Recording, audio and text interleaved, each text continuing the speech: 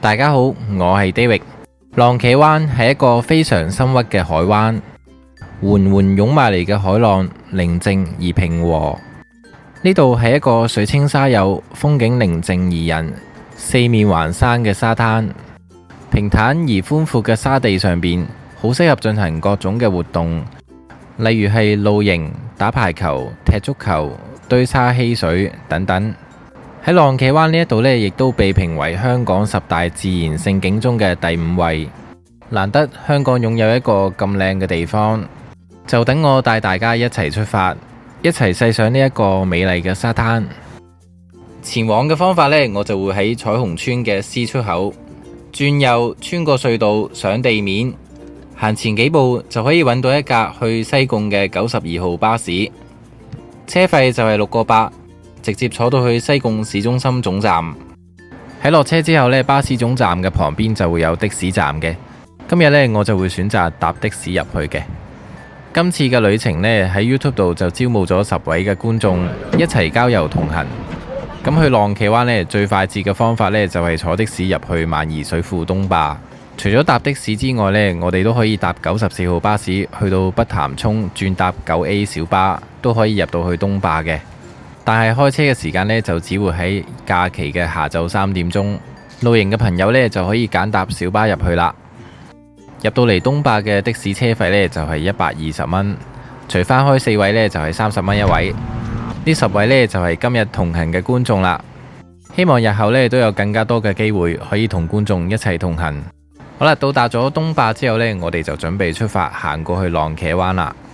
咁呢一個萬宜水庫東壩呢，喺上一條片呢都有詳細介紹過啦。有興趣呢，就可以睇翻上一條關於東壩嘅片。今日就唔帶大家欣賞啦。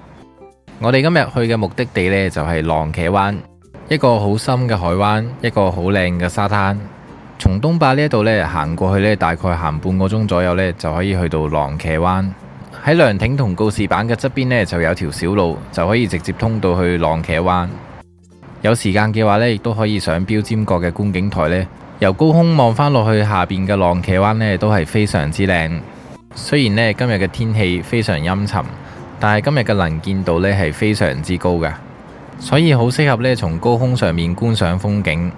標尖閣觀景台上面嘅風景有幾靚呢？上一條片亦都有介紹過，大家可以不妨上去睇一睇。我哋沿住呢一條整齊鋪砌出嚟嘅人工路呢行上去，非常輕鬆，冇任何嘅難度。呢條嘅遠足徑呢就好適合任何嘅人士，就算平時係好少行山嘅人呢，都好容易駕馭得到。嚟到分叉口嘅右手邊呢，就係去標尖閣嘅觀景台，左手邊呢，就係去浪茄灣嘅。之後再一直走呢，就冇任何嘅分叉路噶啦。咦，我哋嘅目的地浪茄灣呢，就喺我哋嘅眼前下低。喺下低呢，可以望到一啲藍綠漸變碧綠色嘅海面，隱約都可以睇到呢，水係清到可以見到底嘅。從高空上面望落去呢，真係超級靚啊！呢一條嘅行山徑呢，行起上嚟真係非常舒服啊！眼前望落去呢，就係一片嘅明媚風光。從呢一個角度望出去呢，可以望到浪茄灣係一個超級深嘅海灣，就好似被一座山呢嘅手臂呢包圍住擁抱住嘅海灣一樣啊！好少有一個灣呢係可以好似手臂咁環抱住一個海灣噶。深嘅海灣呢，有個好處就可以緩衝翻一啲海浪嘅衝擊。海浪衝到去沙灘嘅地方呢，其實已經減弱咗好多，所以嗰度嘅海浪呢係非常之平緩嘅。咁我哋呢就可以喺沙灘嘅下邊呢進行各種嘅活動，例如係游水啦、堆沙啦。海浪平緩呢，亦都係呢一個浪茄灣有咁深嘅一個內灣嘅一個大特色。如果要我揀選全香港最靚嘅沙灘呢，我一定係會揀浪茄灣，因為呢一個沙灘呢係一個非常寧靜嘅沙灘嚟嘅。海浪嘅衝擊亦都係非常微弱，我自己呢就比較中意寧靜，相比起大浪灣呢靜得多、靚得多。走到去地圖嘅位置呢，我哋已經係相當接近浪茄灣啦，可以睇得見浪茄灣係俾幾座嘅山呢環抱住一樣。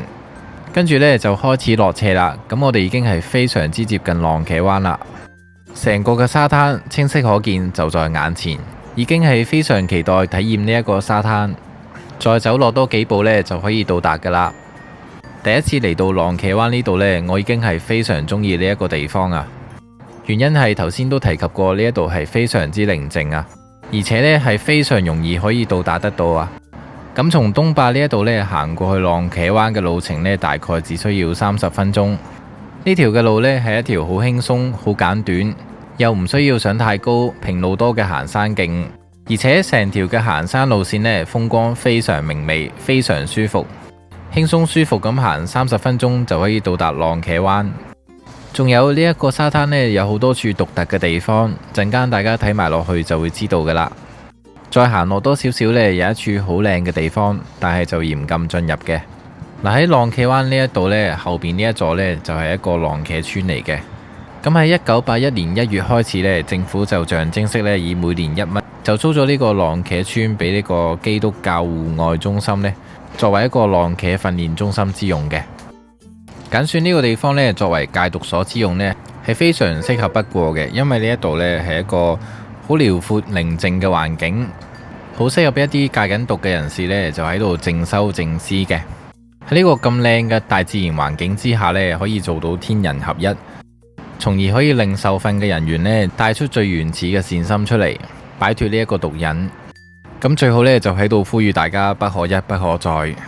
話咁快呢，我哋終於踏足咗呢一片浪茄灣嘅沙灘啦，可以望到呢地下嘅沙呢係非常之幼細嘅。由細到可以隨風飄逸，造就咗一個個自然產生出嚟嘅沙窿。等我手執一啲沙俾大家睇下啦。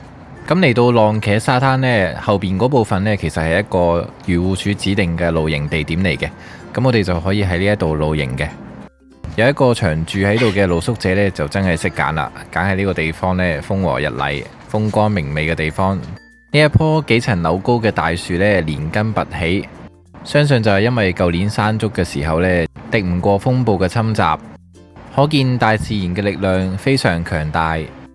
我哋一齊走到去浪茄灣嘅海邊，好啦，咁而家呢，就開始帶大家一齊鑑賞呢一個水清沙幼、遼闊開揚嘅沙灘。哇！呢一度嘅景觀真係一絕啊！成個嘅沙灘呢，面積非常之大，可以容納嘅人呢，非常之多。而且呢，海浪沖到嘅沙灘呢，非常之平和寧靜，四面呢都係俾山環抱住一樣。咁其實冬天嚟呢，都有一個好處呢，就係人跡稀少啊，亦都冇好多嘅船呢停泊咗喺呢一度。所有嘅風光呢，都係最原始、最天然。今日呢個沙灘呢，計埋我呢，就只有一團11個人。最中意呢，就係一啲人少而又風景靚嘅地方。喺浪茄灣呢一度呢，另一個非常之特別嘅地方呢，就係形成出嚟嘅海灣呢，海灘嘅左右兩邊突出嚟嘅地方呢，就叫做夾角。呢一啲嘅岩石呢，通常都係一啲受風化侵蝕嘅速度呢比較慢、非常堅固嘅岩石。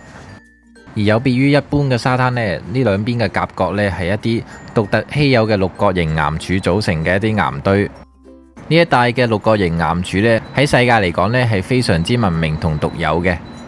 大家可以望到呢，呢一帶嘅六角形岩柱呢，係真係一支支六角形咁動起嚟嘅。而家呢，就好似企上一個蜂巢一樣啦，真係非常之特別啊！呢一帶嘅岩石呢，都係我欣賞呢一個沙灘嘅其中一個原因之一。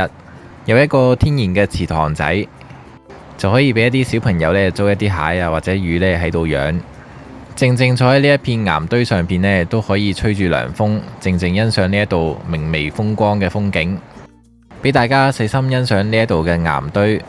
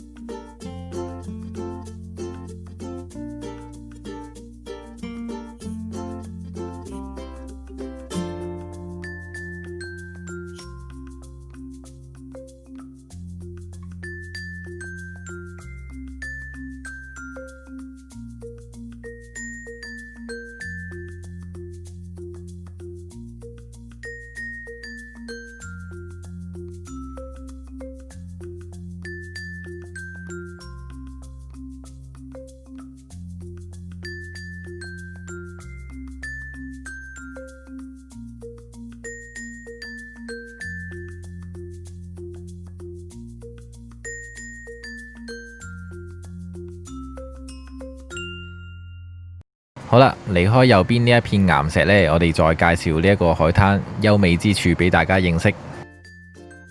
好，另一處獨特嘅地方呢，就係呢一度嘅沙地呢係超級寬闊而平坦嘅，咁樣呢就好適合進行各種嘅活動啦，包括就係露營啦、打排球啦、踢沙灘足球啦、堆沙嬉水，甚至喺呢一度玩滑翔傘。呢度嘅面積大呢，而平坦嘅沙地呢，可以容納到好多人之餘呢，亦都可以進行好多嘅活動。咁仲有呢，呢一度嘅沙灘呢，係俾四面八方嘅山呢環抱住嘅，咁就造就咗一個天然嘅屏障，令到呢一處嘅地方呢，喺寧靜之中呢，更添一份安全同埋寧靜。周圍遼闊嘅環境呢，就只有雪白一片嘅沙堆。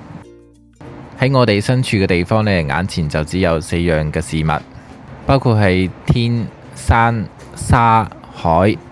身處呢一片嘅景致呢，真係可以拋開日常生活一切嘅煩惱啊！心靈上邊、思緒上邊都可以變得非常平靜。難怪戒毒所嘅選址呢，都會揀喺呢一個嘅地方。咁大家呢，又有冇諗過天然嘅沙灘係點樣去形成嘅呢？就係呢，喺岩層較弱嘅地段呢，會首先受到風化，就會形成咗一啲好細小嘅沙石。咁呢啲嘅沙石呢，就會隨風或者係隨水流呢，就搬到去一啲低處嘅地方。最終呢，沙石就會被沖去大海。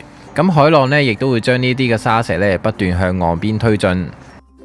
最終呢，沙呢就會喺海岸線嘅內灣堆積成灘，就係我哋所見嘅沙灘啦。呢個沙灘地下嘅沙呢，可以望到清晰可見嘅風嘅線條，紋理清晰可見，而且非常幼細，非常長。欣賞呢一啲沙呢，都覺得好靚啊！伏喺呢一片沙地上邊，真係超級舒服啊！人跡稀少之下呢，成個沙灘就只有我一雙嘅足印。緩緩湧埋嚟嘅海浪呢，非常平和，海浪唔大，亦都係好適合暢泳。同中意嘅人喺呢一個寧靜嘅沙灘上面漫步，都係非常浪漫。走到沙灘左手邊嘅夾角，又係一處非常獨特嘅地方。我哋又一齊行過去睇下啦。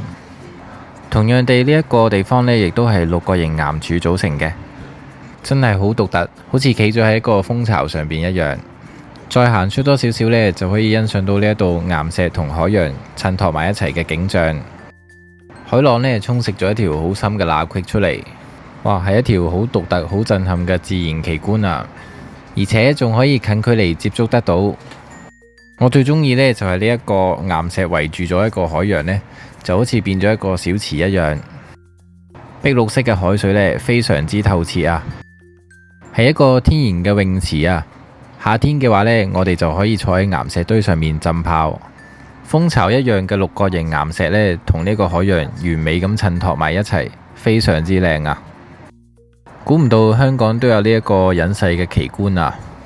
呢一度呢，相比起大浪灣4個海灘呢，我覺得係更勝一籌，因為呢一度有獨特嘅6角形岩柱、平和嘅海面、面積大而寬闊嘅沙灘，風景係絕對優勝過大浪灣所有嘅灘，而且行過嚟嘅路程係非常舒服方便，真係一個絕佳嘅勝景。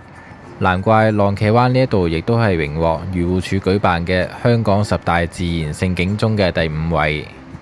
好啦，讚美嘅說話唔多講啦，不如等大家一齊欣賞呢一個美麗嘅風景啦。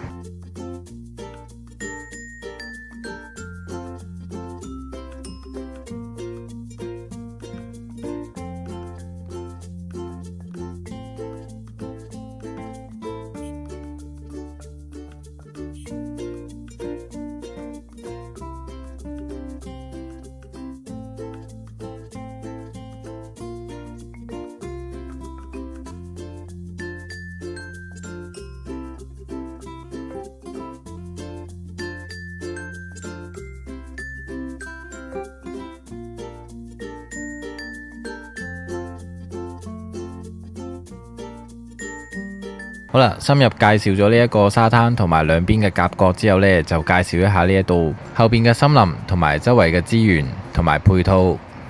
大家除咗嚟呢度呢，可以帶一啲嘅潛水用品啦，或者係一啲游水嘅用品呢，嚟呢度游水之外呢，其實咁靚嘅風光呢，逗留一日又點會足夠滿足呢？咁所以建議大家呢嚟得呢度，梗係要喺呢一度露營逗留多2日啦。喺沙灘後邊嘅一個森林呢，就係一個浪茄灣營地，係一個漁護署指定嘅露營地方。由於地方之大呢，可以容納嘅帳篷亦都係非常之多，而且呢，冬季呢後邊嘅樹木呢都已經枯萎晒噶啦。咁所以我哋嚟呢度露營煮食嘅話呢，我哋就唔需要帶炭入嚟啦，咁就可以直接攞呢一啲嘅乾柴呢作生火之用，甚至喺度玩營火呢都完全冇問題嘅。但係呢，就要遠離呢一片森林呢，以防燒成山火。煮食用嘅爐呢，我哋就可以隨便執一啲石仔呢圍成一個爐，又或者用人哋以往用過嘅爐。咁由於山竹嘅侵襲呢，倒下咗好多嘅大樹，咁亦都締造咗呢一度好多嘅資源。大型嘅木塊呢，就可以用嚟製作一啲家具，譬如一啲凳啊、台啊。附近有嘅台凳呢，相信都係一啲有心人砌成嘅。咁啊，而且入黑嘅時候呢，如果怕凍嘅話呢，亦都可以用一啲大型嘅木塊嚟到生火取暖，可以燒好耐都得。喺度呢，亦都係會有啲廁所嘅，但係就有一啲旱廁呢，相對上就比較臭啦。男仔呢，就比較方便呢，就可以喺草叢上面解決。最重要呢，呢一度其實係有水源供應嘅，咁有一啲山水呢，就會留喺呢一個位置上面嘅，咁就唔好意思啦，當日就拍漏咗呢一個地方。望落呢，沙灘後邊嘅森林相當大同埋相當陰森啊。咁呢個特點呢，亦都係呢一度最後一個嘅獨特地方，就係充滿住野外求生歷險嘅感覺。可以喺度執柴生火，亦都可以喺度製造家具。餐菜呢，就冇得喺呢一度打獵嘅。咁呢一個呢，就係我今日介紹俾大家嘅浪茄灣啦，希望大家會中意我今日嘅介紹。中意呢一條片嘅話呢，就可以俾個 like 同埋訂閱我嘅 channel。